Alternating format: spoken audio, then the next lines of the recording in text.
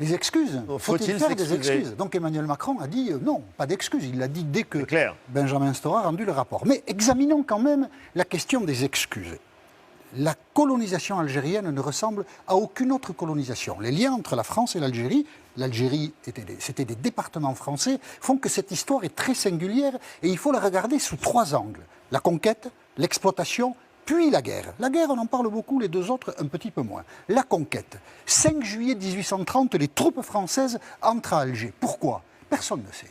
En fait, il n'y a pas de bonne raison. On a dit bateau pirate, c'est faux. La marine anglaise a détruit les bateaux pirates algériens en 1827. Et les bateaux pirates, il en reste 3 à Alger en 1830. Donc, si Charles X décide de la conquête d'Alger, c'est pour des raisons de politique intérieure. Son pouvoir est contesté, les libéraux progressent, il veut faire une opération de prestige. Et Alger est conquis le 5 juillet, mais le 30 juillet, Charles X est foutu dehors. Et c'est Louis-Philippe qui lui succède. Et personne à Paris n'a idée de ce qu'il faut faire de l'Algérie. Et à partir de là, les militaires sont plutôt les maîtres de la situation, et tout le drame algérien se noue là. Les militaires, un peu autonomes, un peu guidés par Paris, mais personne n'a de projet, vont, après Alger, conquérir l'Oranais et le Constantinois. C'est la France qui crée l'Algérie. Ce pays n'existait pas avant. Mais les militaires, quand ils se livrent à la conquête algérienne, ils le font avec une brutalité qui épouvante même l'Europe. Il y a une campagne de presse en 1845, des journaux anglais, des journaux allemands et des journaux français qui disent que la manière dont se comporte l'armée française vis-à-vis des musulmans est inacceptable.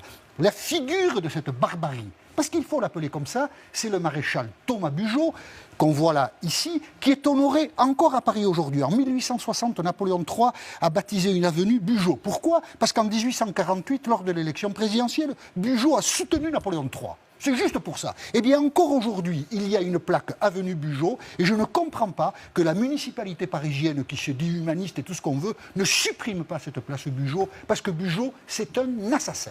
Ça, c'est la conquête. Elle dure 27 ans. Alexis de Tocqueville, dans un rapport sur l'Algérie, où il dit beaucoup de bêtises, Alexis de Tocqueville, il dit ça, qui est quand même très juste. Nous avons rendu la société musulmane plus barbare qu'elle n'était avant de nous connaître. Il y a eu des lanceurs d'alerte en Algérie. La conquête est terminée, l'exploitation commence. La Troisième République vote des lois agraires qui exproprient pour des bouchées de pain les musulmans qui occupent la terre depuis des siècles. Oui. Les musulmans sont chassés. Ils connaîtront des années de famine, les musulmans, sur leur territoire. Et pourquoi? Personne n'est capable de l'expliquer. Mais se constituent des familles coloniales d'origine européenne, française, mais beaucoup d'Espagnols et d'Italiens. L'Algérie française, en fait, est composée d'étrangers. C'est assez cocasse. Se constitueront des grandes familles qui vont figer la situation politique. Déjà, Paris s'intéressait peu à l'Algérie. Là, c'est terminé. Les pieds noirs prennent tout en main. Et ils vont faire... Alors, déjà, on vole les terres aux habitants. Il faut leur expliquer quand même pourquoi. Personne n'est capable de leur expliquer. On les vole. Elles sont à nous. Dégagez. Partez. Vous êtes là depuis des siècles, on s'en moque. Ces familles pieds noirs vont organiser la déscolarisation pendant près d'un siècle de tous les jeunes Algériens. On va plonger un peuple dans l'ignorance. On a martyrisé tout un... Nous, Français, nous avons martyrisé un peuple pendant un siècle. Ça, c'est terrible. Puis, on pourrait dire beaucoup d'autres choses sur l'exploitation de l'Algérie. Vient la guerre. Moi, j'ai appris quand j'étais jeune que la dictature argentine mettait ses opposants dans des avions et les jetait dans l'océan. Et je trouvais ça inouï, cette barbarie. Eh bien, on a appris après que l'armée française avait procédé de la même façon. Je voudrais vous montrer une photo. Cette photo, c'est le symbole de l'armée américaine qui bombarde au napalm les villages vietnamiens. Eh bien, l'armée française a fait ça en Algérie. Et on ne le sort pas du chapeau. Il y a de très rares témoignages d'aviateurs français qui, des années après, ont raconté cela. Ils le racontent avec... un peu d'étonnement des années après, parce que oui, l'armée française a bombardé au napalm des villages algériens. Germain Chambost témoigne au début des années 90, c'était un aviateur français pendant la guerre d'Algérie. Je me souviens d'une fois où j'ai largué ce qu'on appelait pudiquement des bidons spéciaux.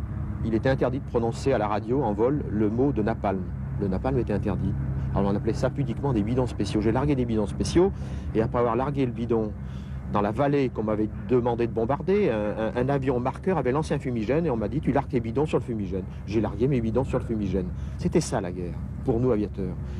Et puis en dégageant, j'ai vu quelqu'un qui courait, qui avait le feu dans le dos. J'avais brûlé un type. Oui, c'est vrai, on y pensait après, on avait brûlé des types. En dégageant, j'ai vu que j'ai brûlé un type.